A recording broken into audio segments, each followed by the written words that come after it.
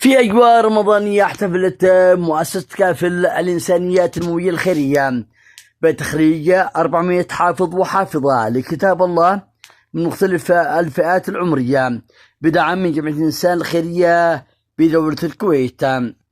وكيل محافظة الدكتور عبد الرب مفتاح أكد أن الاحتفال بهذه الكوكبة من الحفاظ والحافظات يمثل مصدر فخر واعتزاز، وأشار بالدور الريادي لمؤسسة كافل في تنفيذ المشاريع التنموية والإنسانية.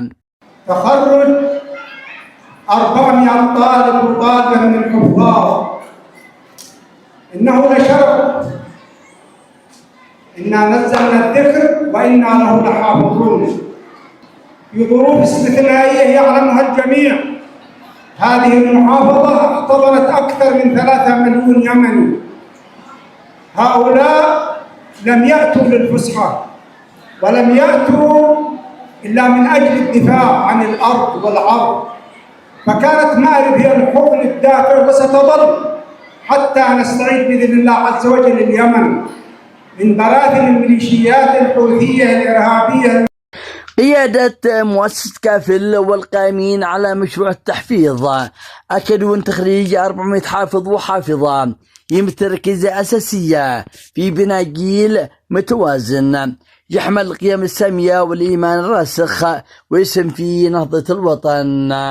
نحن في هذا اليوم المبارك نشكر الله عز وجل على هذه الثمرة الطيبة المباركة، ونشكر بعد ذلك جمعية إنسان وكذلك دولة الكويت والداعمين جزاهم الله خيرا. هذه ثمرة أموالكم التي أنفقتوها وثمرة جهودكم وثمرة أعمالكم الخيرة المباركة اليوم نراها ظاهرة جلية، والحمد لله رب العالمين. على أن شرف مؤسستنا على هذا اليوم بتكريم أكثر من 400 حافظ وحافظ على كتاب الله من فئات متعددة من الصحف الشريف، الإنجاز العظيم المبارك.